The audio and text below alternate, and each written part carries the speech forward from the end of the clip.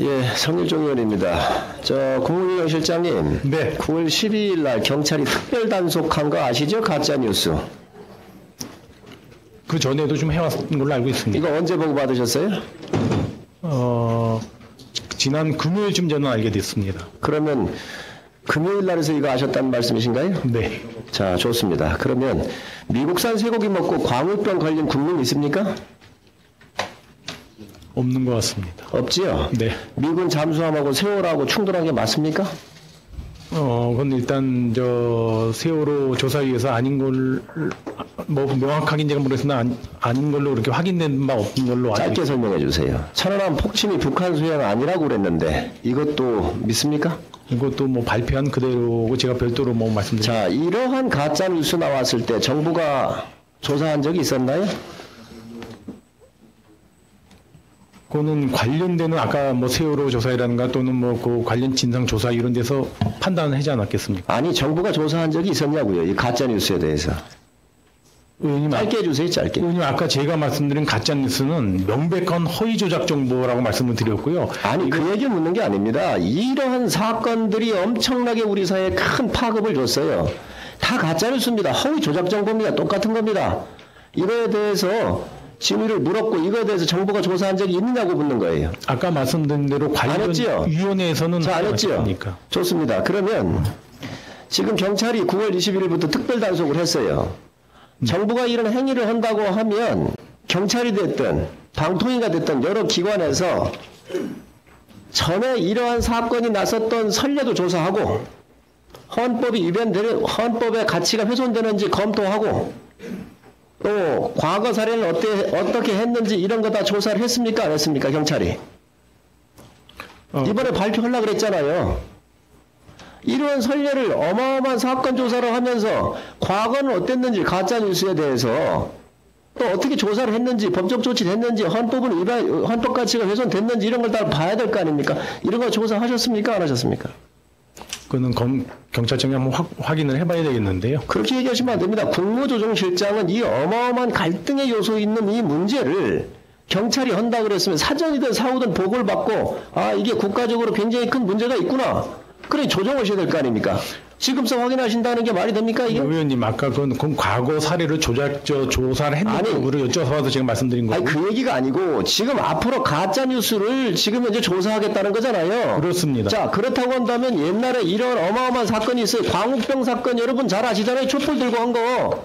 자 그런데 이런 어마어마한 국가를 흔든 사건인데 이런 사건들이 대한민국에 준 파급이 너무 컸지 않습니까?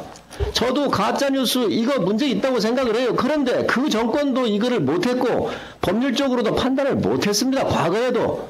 그런데 어떻게 이 정권이 옛날 이런 사건 조사도 안 하면서 어떻게 헌재가 어떤 결정을 내렸는지 이런 거 조사 다 해서 이 일을 어떻게 다뤄갈 것인지에 대해서 국무조정실이나 담당 부처는 고민해 봐야 될 거 아닙니까? 있습니까? 없습니까? 경찰청은 주로 가짜뉴스와 관련해서 고소 고발된 사건을 중심으로 수사를 해온 걸로 알고 있습니다. 12건이. 지금 여기에 우리 실장님께서 말씀하시는 게 뭐라고 얘기를 하시느냐.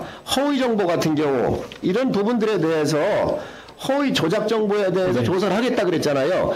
허위 조작 정보하고 가짜 뉴스하고 뭐가 차이가 틀립니까? 차이점이 뭡니까?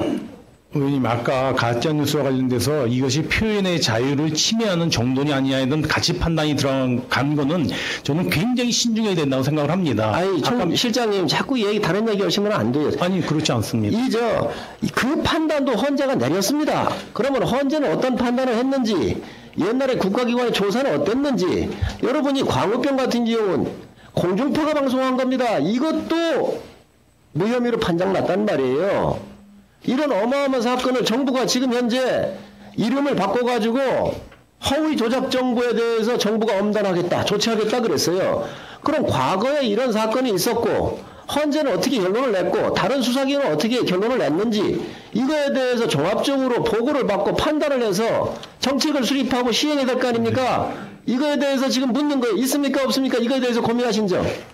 당연히 저는 고민을 해 나가야 된다고 생각합니다. 아니 나가는 게 아니라 이미 조사를 했어요 경찰이 아니요. 그리고 발표하려고 하다가 총리실이 이걸 유보했잖아요. 그렇지 않습니다. 의원님, 그거는 약간의 혼동이 있으신 건데요. 경찰청은 9월 20일부터 12월 30일까지 가능한 한 가짜 뉴스가 유통되지 않도록 하겠다 하는 그 생각을 갖고 있었고요.